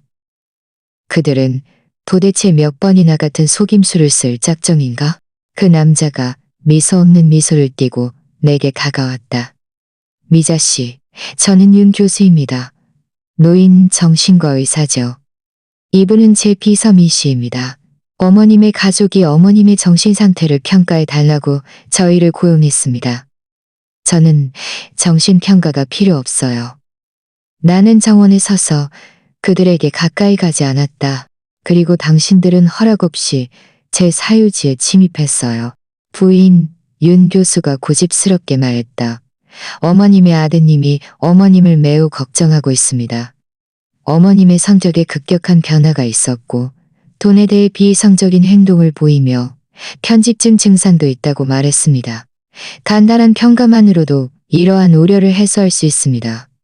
어머님의 가족도 안심할 것입니다. 민 비서가 달콤한 목소리로 덧붙였다. 이것은 단지 대화일 뿐입니다. 미자 씨, 어머님께서 말씀하시는 것처럼 멀쩡하시는 것처럼. 나는 즉시 이 속임수를 간파했다. 아영이 사용했던 것과 같은 수법이었다. 숨길 것이 없다면 이 일을 제기해서는 안 된다. 하지만 나는 한 달 전에 순진한 여자가 아니었다. 윤 교수님, 내가 권위 있게 말했다. 저는 69세입니다. 저는 성인 생활 내내 독립적이고 자율적으로 살아왔습니다. 저는 제 아들이 제가 그의 삶을 지원하는 것을 멈췄다는 이유만으로 정신과 평가를 받지 않을 것입니다. 부인, 저희는 어머님의 저항을 이해합니다. 민 비서가 어린아이를 대하듯이 거만한 어조로 말했다. 하지만 평가는 어머님 자신을 위한 것입니다. 나 자신을 위한 것? 내 목에서 터져나온 웃음소리는 씁쓸했다. 나 자신을 위한 것이 무엇인지 아세요? 나를 쓰레기 취급하는 두 성인의 월세를 내주는 것을 멈추는 거예요. 또 뭐가 나 자신을 위한 것인지 아세요? 허락 없이 내 집에 침입하는 가족으로부터 나를 보호하기 위해 감시 카메라를 설치하는 거예요. 바로 그때 이 변호사님이 차를 몰고 도착했다. 그를 보자 윤 교수와 민 비서는 불안한 눈빛을 교환했다. 윤 교수님, 이 변호사님이 차에서 내리며 말했다. 여기에 법원 명령을 가지고 계시길 바랍니다. 그렇지 않으면 당신은 제 의뢰인 가족에게 적용된 접근 금지 명령을 위반하는 것입니다. 저희는 가족이 아닙니다. 윤 교수가 방어적으로 대답했다. 저희는 걱정하는 가족이 고용한 정신건강 전문가입니다. 제 의뢰인에게 접근이 금지된 가족이 고용한 것이겠죠. 이 변호사님이 날카롭게 반박했다. 당신들의 행동은 간접 괴롭힘이며 이 또한 불법입니다. 이 또한 불법입니다. 이 변호사님이 휴대전화를 꺼내 경찰에 전화했다. 경위님, 두 사람을 제 의뢰인 부동산에서 내보내기 위해 그들이 접근 금지 명령을 위반하고 있습니다. 경찰이 오는 것을 기다리는 동안 윤 교수는 자신의 방문을 변호하려 했었다. 미자 씨, 어머님의 아드님이 저희에게 우려스러운 증거를 보여주었습니다. 미납된 의료비, 쌓여있는 약, 그리고 돈에 대한 변덕스러운 행동이요. 교수님, 내가 그의 말을 잘랐다. 제 아들은 교수님께 거짓말을 했어요. 저는 미납된 의료비가 없어요. 저는 아프지 않으니까요. 단지 저를 학대하는 사람들에게 돈을 주는 것을 멈췄을 뿐이에요. 하지만 부인, 민 비서가 고집스럽게 말했다. 어머님의 가족은 어머님께서 그들의 상속권을 완전히 박탈하겠다고 말했어요. 아무와도 상의하지 않고 유언장을 변경했다고도 말했고요. 물론 제 유언장을 변경했어요. 내 목소리가 대화 내내 차음으로 높아졌다. 왜 제가 제 유산을 자신들의 인생에서 중요한 순간을 저를 배제한 사람들에게 남겨야 하죠. 순찰차 2대가 도착했다. 김경희는 이전 방문으로 이미 상황을 알고 있었다. 그는 윤 교수에게 다가갔다. 교수님, 당장 이 부동산에서 나가주셔야 합니다. 저희는 전문 의료인입니다. 저희는 어떤 법도 위반하지 않았습니다. 위반했습니다. 이 변호사님이 끼어들었다. 당신들은 제 의뢰인에게 접근이 금지된 사람들의 대리인으로 여기에 나타났습니다. 이것은 간접 괴롭힘입니다. 윤 교수와 민 비서는 꽁얼거리며 떠났다. 하지만 차에 타기 전 민 비서가 내게 소리쳤다. 미자 씨, 어머님의 가족은 단지 어머님을 돕고 싶을 뿐이에요. 다른 사람들이 어머님을 사랑하는 사람들로부터 고립시키게 두지 마세요. 나를 사랑하는 사람들은 나를 미쳤다고 선언해서 내 돈을 훔치려 하지 않아. 내가 소리쳐 되받아쳤다. 그들이 떠난 후 이 변호사님과 나는 거실에 앉아 다음 단계를 계획했다. 미자 씨, 이건 이미 통제 불능이 되었어요. 지명과 아영은 자신들이 없는 돈을 써서 어머님을 무능력하다고 선언하려 전문가들을 고용하고 있습니다. 이건 그들이 궁지에 몰렸다는 뜻이에요. 그들이 또 뭘 할 수 있죠? 후견인 선임 소송을 제기할 수도 있습니다. 비용이 많이 들고 이기기 어렵지만 만약 그들이 자신들을 동정하는 판사를 찾고 그들을 위해 증언할 정신과 의사를 찾는다면 어머님께 후견인을 지정하는데 성공할 수도 있습니다. 이 생각에 나는 겁이 났다. 그들이 내 돈에 대한 통제권을 빼앗아갈 수도 있었다. 그들은 시도할 수 있겠지만 우리는 어머님께서 완전히 정신이 또렷하다는 견고한 증거를 가지고 있고 그들의 동기가 증거를 가지고 있고 그날 오후 나는 혜린에게 전화해서 하소연했다. 혜리는 내 이야기를 다 듣고 말했다. 언니, 그들이 돈 때문에 어디까지 하려 하는지 깨달았어? 그들은 가족 관계가 파괴될 위험을 감수하고 변호사와 의사에게 돈을 써서 자신들의 평판을 망치고 있어. 이 모든 것이 그들이 언니의 은행 계좌에 다시 접근하기 위해서야. 그의 말은 나를 깊이 생각하게 했다. 지명과 아영은 이미 자신들의 본색을 완전히 드러냈다. 더 이상 되돌릴 수 없었다. 진정한 화해는 불가능했다. 그들에게 나는 결코 존경받는 어머니나 사랑하는 사람이 아니었다. 나는 늘 걸어다니는 돈에 불과했다. 이 인지는 고통스러웠지만 동시에 해방감도 주었다. 더 이상 내 결정이 올바른지 의심할 필요가 없었다. 더 이상 나 자신을 보호하는 것에 죄책감을 느낄 필요가 없었다. 그들은 내 감정적, 신체적 건강이 그들의 돈보다 훨씬 중요하지 않다는 것을 스스로 증명했다. 저녁에 김 여사님이 깜짝 선물을 들고 방문했다. 그녀는 자신의 원예 동호회 친구들을 초대해서 나를 소개시켜 주었다. 미자 씨, 그녀가 소개했다. 이분들은 제 친구들이에요. 지수 씨는 미용실에서 만나셨죠? 그리고 혜미, 은정, 영숙 씨예요. 저희 모두 비슷한 가족 학대 상황을 겪었죠. 우리는 밤새 이야기를 나누었다.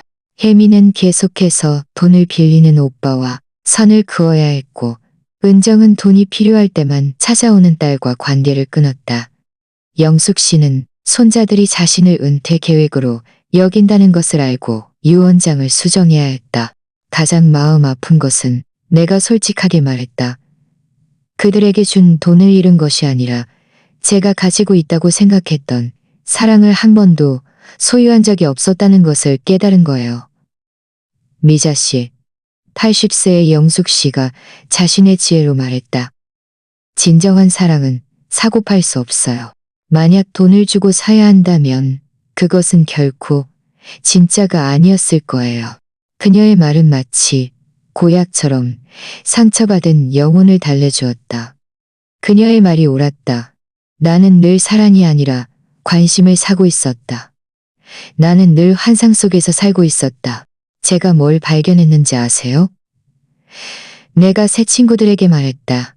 사랑하지 않는 사람들에게 둘러싸인 외로움은 혼자 있는 외로움보다 훨씬 나빠요. 적어도 이제 혼자 있을 때 저는 좋은 친구와 함께 있는 거예요. 모두가 웃었다. 우리는 새로 얻은 지혜를 위해 차를 마셨다. 그날 밤, 새 친구들이 떠난 후 나는 정원에 앉아 생각했다. 별은 그 어느 때보다 밝았다. 아니면 어쩌면 내가 더 또렷한 눈으로 그들을 보고 있었을지도 모른다. 성인이 된 후 처음으로 나는 재정적으로 완전히 독립적이었다. 나는 부양할 사람이 없었고 나 자신 외에는 누구에게도 경제적 책임이 없었다. 이 현실은 나를 두렵게 하는 대신 흥분시켰다. 내가 원한다면 여행을 갈 수 있었고 집을 새로 꾸밀 수 있었고 예쁜 옷을 살 수 있었고 내가 관심을 갖는 자선단체에 기부할 수 있었으며 배은망덕한 사람들의 현재를 지원하는 대신 나 자신의 미래에 투자할 수 있었다. 자유는 희망의 맛이 났다. 지난 몇 년간 처음으로 나는 내 미래를 계획하는 것에 기대감으로 가득 찼다.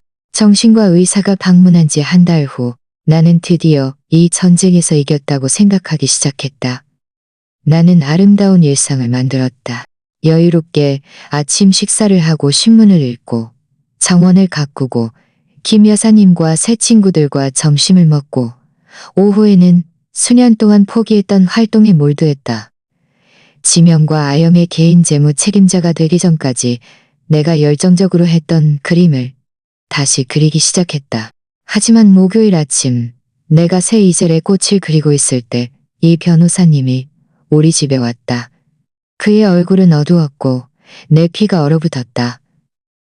미자 씨, 얘기 좀 해야겠습니다. 지명과 아영이 가정법원의 후견인 선임 소송을 정식으로 제기했습니다. 그들은 판사에게 어머님께 법정 후견인을 지정해 달라고 요청했습니다. 이 말은 돌처럼 내게 떨어졌다. 이런 가능성이 있다는 것은 알고 있었지만 실제로 듣자 모든 것이 너무나 현실적으로 느껴졌다. 그것은 그들이 제 돈에 대한 통제권을 빼앗아갈 수 있다는 뜻인가요? 판사가 어머님께서 자신의 일을 관리할 능력이 없다고 판결한다면 네, 그들이 지명을 어머님의 법정 후견인으로 지정할 수 있습니다. 그가 어머님의 재정을 완전히 통제하게 되는 거죠. 나는 소파에 무겁게 앉아 내 인생에서 겪었던 가장 깊은 배신감을 느꼈다. 내 친아들이 법적으로 나를 무능력하다고 선언하여 내 돈을 훔치려 하다니. 이 변호사님, 그들이 무슨 증거를 가지고 있나요?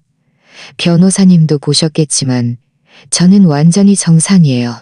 그들은 새 증인의 증언을 가지고 있습니다. 어머님의 행동이 비정상적이었다고 말이죠. 그들은 또한 어머님께서 지불하지 않았다고 주장하는 의료비 청구서와 어머님께서 쌓아두고 복용하지 않았다고 주장하는 약을 제출했습니다. 하지만 그건 거짓말이에요. 저는 미납된 의료비 청구서가 없고 쌓아둔 약도 없어요. 알고 있습니다, 미자 씨. 하지만 그들은 설득력 있는 위증을 만들어냈습니다. 그들은 또한 윤 교수의 증언도 가지고 있습니다. 어머님께서 정신평가에 협조하기를 거부한 것이 정신쇠퇴의 증거라고 말이죠. 이 조작은 정말 사악했다. 그들은 내가 불필요한 검사를 거부한 행동을 정신질환의 증거로 둔갑시켰다. 그들은 그들로부터 나 자신을 보호하려는 나의 본능을 내가 보호받아야 한다는 증거로 이용했다. 그 새 증인은 누구죠? 이 변호사님이 서류를 확인했다. 아영은 물론이고 최 씨라는 이웃도 있고 김 약사라는 어머님의 약사라고 주장하는 사람도 있습니다. 최 씨는 우리 집 맞은편에 사는 이웃이었다. 내 친구들이 때때로 그의 집 앞에 차를 세우는 것 때문에 늘 내게 시비를 걸던 아주 불쾌한 남자였다. 김 약사는 정말 내 약사였지만 그가 내게 불리한 어떤 말을 할지 이해가 되지 않았다. 김 약사님과 이야기해야겠어요. 내가 이 변호사님께 말했다. 뭔가 문제가 있는 게 틀림없어요. 우리는 그날 오후 바로 약국으로 함께 갔다. 김 약사는 나를 보자 놀라면서도 긴장했다. 미자 씨, 반가워요. 잘 지내셨어요? 김 약사님, 약 복용의 비정상적인 행동을 보였다는 진술서에 서명했다고 들었어요. 그의 얼굴은 주름지고 건조해졌다.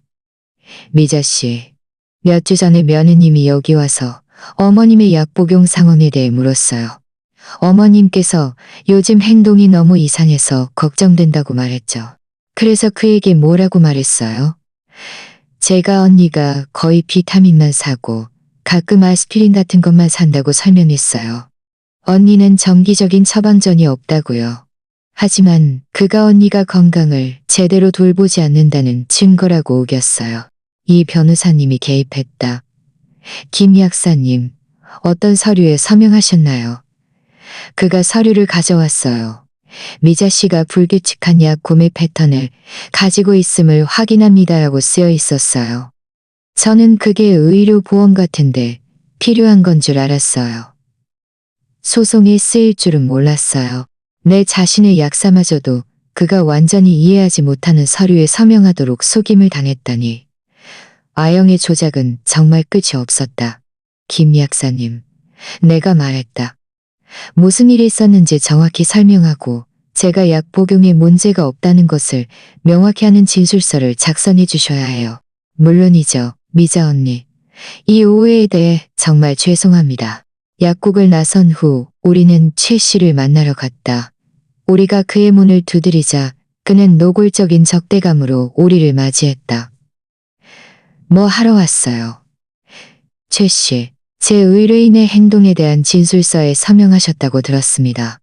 이 변호사님이 말했다. 그래서 어쩌라고? 저 여자는 미쳤어. 몇 주 동안 계속 이상했어. 어떤 행동을 관찰하셨는지 구체적으로 말씀해 주실 수 있나요?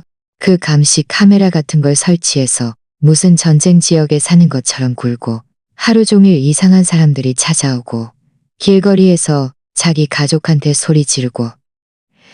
나는 최 씨가 완전히 말을 왜곡하고 있다는 것을 깨달았다. 나는 나 자신을 보호하기 위해 카메라를 설치했고 그 이상한 사람들은 내 새 친구들이었으며 그 소리 지르는 것은 내가 내 집을 지키고 지명과 아영의 침입에 저항할 때 일어난 일이었다.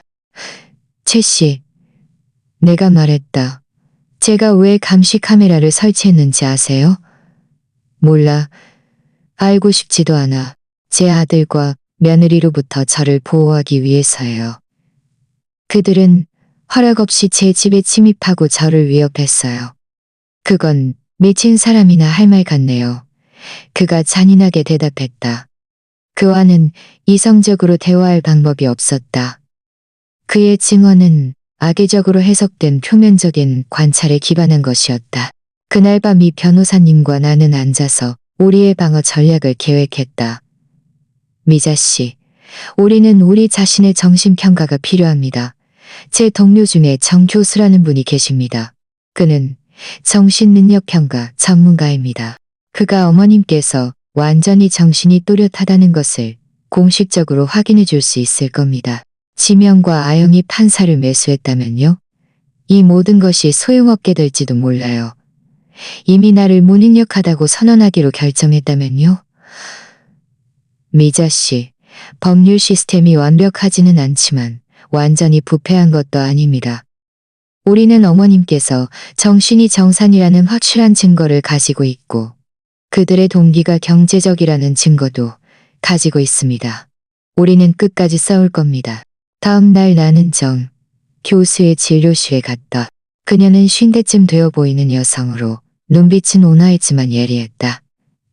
미자 씨, 어머님의 정신 능력을 평가하기 위해 일련의 질문을 하고 몇 가지 검사를 할 것입니다. 천천히 솔직하게 답해주세요. 2시간 동안 그녀는 내 기억력, 추론 능력, 재정 이해도, 감정 건강에 대해 물었다. 그녀는 또한 내게 인지 검사를 실시하여 수학 및 논리 문제를 풀도록 요구했다. 미자 씨, 그녀가 마침내 말했다. 어머님의 검사 결과는 어머님 연령대의 평균보다 훨씬 높습니다. 어머님은 정신적으로 완전히 유능하실 뿐만 아니라 인지 기능도 매우 뛰어납니다. 그럼 교수님은 제 가족이 왜 이러는지 뭐라고 생각하세요? 어머님의 말씀을 들었고 제가 본 서류들을 바탕으로 볼 때 이것은 전형적인 노인 재정 학대 사건으로 보입니다. 불행히도 이런 상황은 생각보다 훨씬 흔합니다. 진료실을 나설 때 나는 확인을 받은 듯 했지만 동시에 슬펐다.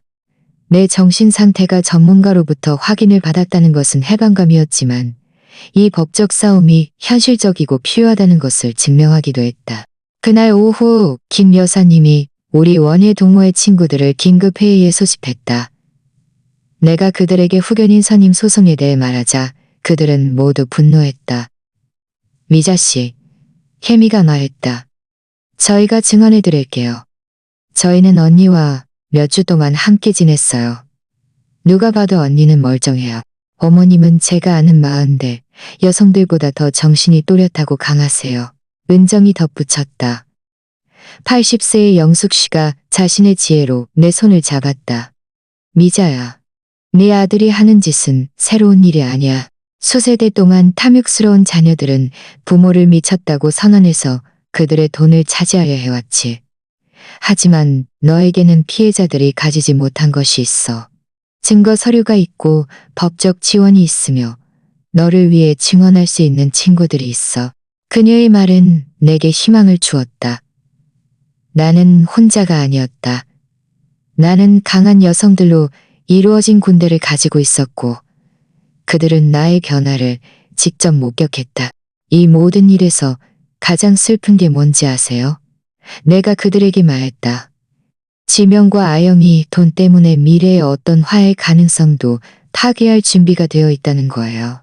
제가 이전의 모든 것을 용서할 준비가 되어 있다고 해도 이 일은 이미 되돌릴 수 없는 지경에 이르렀어요. 어쩌면 그게 최선일지도 몰라. 지수가 대답했다. 적어도 이제 언니는 그들이 어떤 사람들인지 정확히 알게 되었고 그에 따라 행동할 수 있게 되었으니까. 그날 밤 이 악몽이 시작된 이래 처음으로 나는 진정으로 울었다. 슬픔 때문이 아니라 내가 가지고 있다고 생각했던 아들, 사랑이 가득한 가족, 무조건적인 사랑이 보답받으리라는 환상과의 작별을 애도했기 때문이었다. 하지만 동시에 내 안에는 새로운 무언가가 태어났다. 그들이 내 돈뿐만 아니라 내 존엄과 자유까지 훔쳐가도록 결코 내버려두지 않겠다는 단호한 결심. 전쟁은 공식적으로 시작되었지만 나는 준비가 되어 있었다. 3주 후 심판의 날이 왔다. 나는 일찍 일어나 최고의 검은색 정장을 입고 전에는 느껴보지 못했던 결의에 찬눈으로 거울 속에 나를 보았다. 오늘은 내 정신 능력뿐만 아니라 내 존엄, 학대로부터 자유로울 내 권리, 은행 계좌 이상의 내 가치까지 심판받는 날이었다. 이 변호사님은 오전 7시에 와서 우리의 전략을 마지막으로 검토했다. 미자 씨, 기억하세요. 입증 책임은 그들에게 있습니다. 그들은 어머님께서 무능력하다는 것을 증명해야 하고 우리는 어머님께서 유능하다는 것을 증명하기만 하면 됩니다. 판사가 이미 나에게 편견을 가지고 있다면요. 이 판사님은 평판이 좋습니다. 제가 그분의 이전 사건들을 조사해봤는데 그는 자동으로 가족 편의를 조사해봤는데 그는 자동으로 가족 편의를 조사해봤는데 오전 9시 우리는 법원에 도착했다. 복도에서 지명이 이 상황을 위해 새로 샀을 법한 양복을 입고 있는 것을 보았다. 아영은 마치 장례식에 참석한 듯 검은색 옷을 입고 있었다. 어쩌면 그녀는 장례식에 참석하고 있었을지도 모른다. 우리 가족 관계의 장례식. 우리의 시선이 마주쳤을 때 지명은 내 눈을 피했지만 아영은 순수한 증오가 담긴 차가운 눈빛으로 나를 노려보았다. 이는 그녀에게 이것이 단지 사업일 뿐이라는 것을 증명했다. 그들의 변호사는 나이 든 남자였다. 매우 단정했고 비슷한 사건에서 승리해본 듯한 자신감이 넘쳤다. 그가 계획 진술을 시작했을 때 그의 전략은 분명했다. 나를 외부인에게 조종당하고 사랑하는 가족으로부터 멀어진 혼란스러운 노인으로 묘사하는 것. 재판장님, 그가 엄숙한 목소리로 말했다. 미자 씨는 최근 몇 달 동안 명백한 정신 쇠퇴를 보였습니다.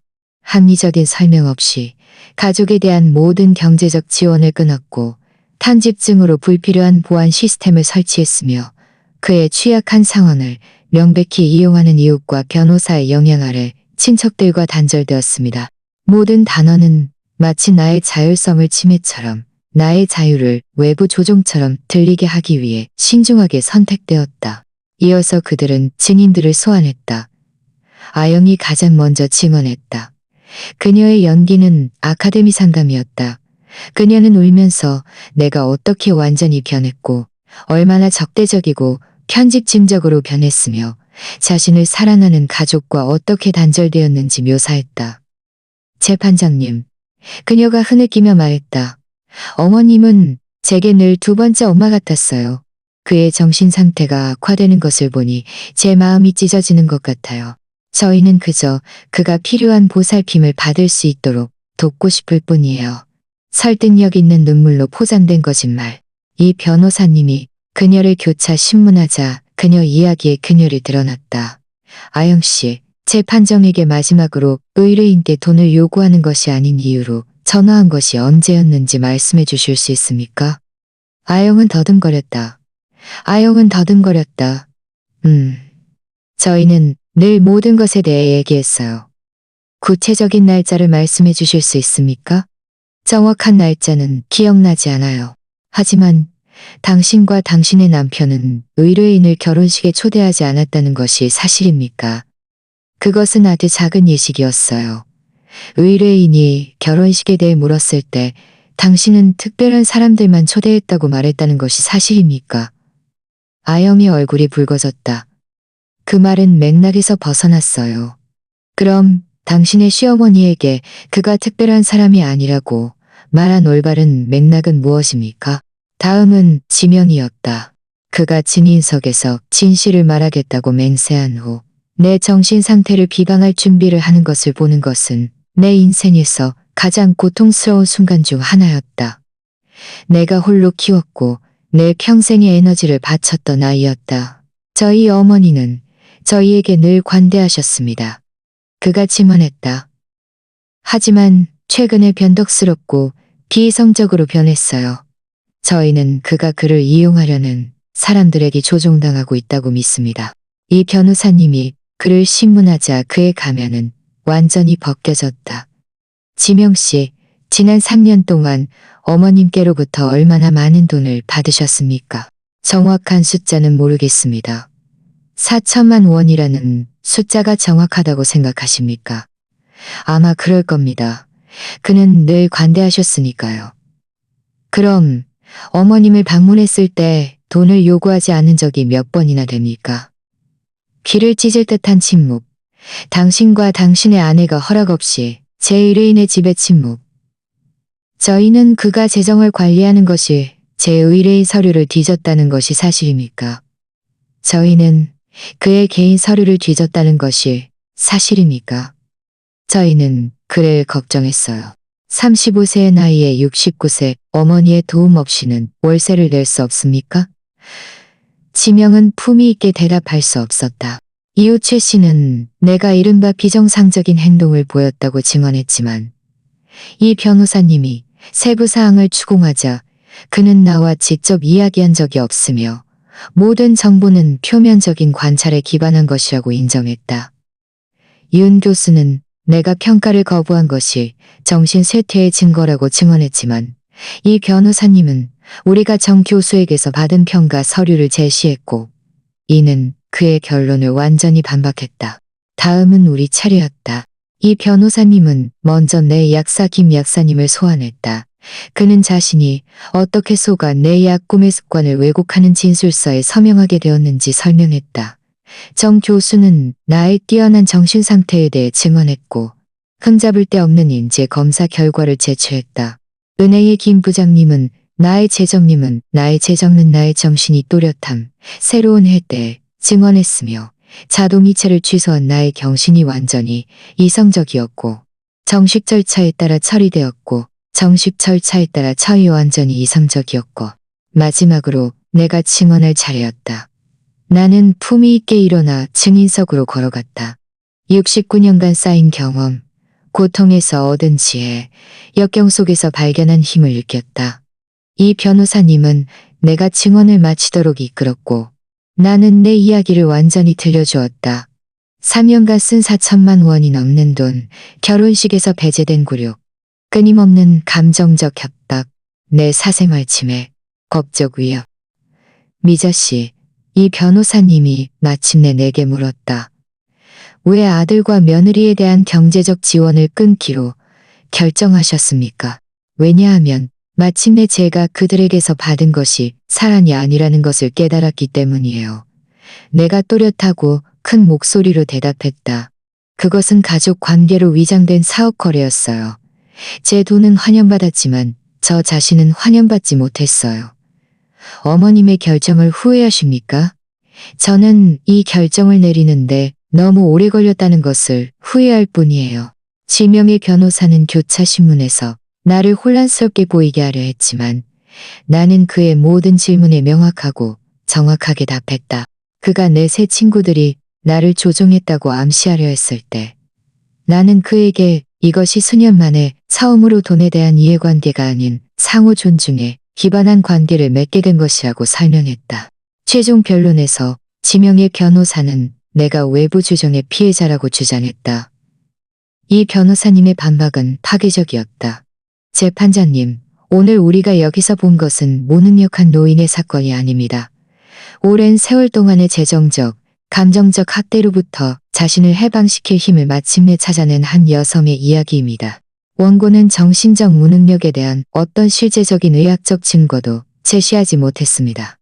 그들이 제시한 것은 단지 그들의 돈 흐름이 끊겼을 때 자신의 합법적이고 도덕적인 권리를 행사하여 자신의 자원을 보호하려는 의뢰인의 결정에 대해 느낀 좌절감뿐입니다. 판사는 2시간 동안 심의를 위해 퇴정했다. 2년처럼 길게 느껴지는 시간이었다. 그가 돌아왔을 때 그의 표정은 엄숙했지만 명확했다. 제출된 모든 증거를 검토한 후 그가 말하기 시작했다. 본 법정은 미자 씨가 완전히 유능하고 자율적이라는 것을 분명히 확인했습니다. 전문 정신감정은 그의 인지 능력을 입증했으며 그의 재정적 결정은 가족에게 고통스러울 수 있지만 완전히 이성적이며 그의 합법적인 권한 내에 있습니다. 내 심장이 빠르게 뛰기 시작했다. 또한 판사가 계속해서 말했다. 증거에 따르면 이 소송은 미자 씨의 안녕에 대한 진정한 걱정이 아닌 경제적 이익에 의해 동기부여되었습니다. 따라서 권 걱정은 후견인 선임이 요청한 후견인 선임. 나는 이겼다. 나는 법적 싸움에서 이겼을 뿐만 아니라 나의 자유, 나의 존엄, 그리고 나를 사랑했어야 할 사람들의 학대로부터 자유로울 내 권리를 되찾았다. 우리가 법원을 나설 때 지명과 아영이 화를 내며 자신들의 변호사와 이야기하는 것을 보았다. 아영은 떠나기 전 순수한 증오가 담긴 눈빛으로 나를 쳐다보았다. 지명은 마지막으로 나를 돌아보았다. 1초 동안 나는 후회의 그림자를 본 듯했지만 모든 것이 너무 늦었다. 그날 밤 김 여사님이 우리 집에서 축하 파티를 열었다. 내 세 친구들이 모두 왔다. 우리는 정의를 위해, 자유를 위해, 자유를 위해, 그리고 서로를 지지하는 강한 여성들의 자매를 위해 건배했다. 미자 씨, 영숙 씨가 내게 말했다. 오늘 언니는 단순히 소송에서 이긴 것이 아니에요. 언니는 언니의 삶을 되찾은 거예요. 그녀의 말이 옳았다. 지난 몇 년간 처음으로 미래는 완전히 나의 것이었다. 나는 두려움 없이, 죄책감 없이 조종당하지 않고 여행하고 사랑하고 사랑하고 사랑하고 석 달 후 나는 집을 팔고 시내 근처의 아름다운 아파트로 이사했다. 돈의 절반은 노인들이 가족 학대로부터 보호받을 수 있도록 돕는 단체에 기부했다. 나머지 절반으로 나는 늘 원했던 삶을 시작했다. 유럽 여행을 갔고 미술 수업을 들었으며 자원봉사 단체에 참여했다. 더 이상 지명과 아영에게서 소식을 듣지 못했다. 그들이 더 작은 아파트로 이사해야 했고 아영이 수년 만에 처음으로 직업을 구했다는 소문을 들었다. 아마 역경이 그들에게 나의 관대함으로는 결코 가르칠 수 없었던 것들을 가르쳐 주었을 것이다. 정직한 노동과 독립의 가치를. 어떤 밤에는 새 아파트 발코니에서 별을 올려다보며 1년 전의 나를 생각한다. 두려움에 가득 차고 조종당하고 사랑을 사야 한다고 믿었던 여자. 그 여자는 이미 죽었다. 그 자리에 태어난 것은 기본적인 진리를 깨달은 새로운 사람이었다. 진정한 사랑은 값을 매길 수 없으며 자유는 결코 너무 비싸지 않다는 것을. 나는 미자, 70세. 그리고 나는 마침내 내가 가장 사랑하고 보호해야 할 사람이 바로 나 자신이라는 것을 배웠다.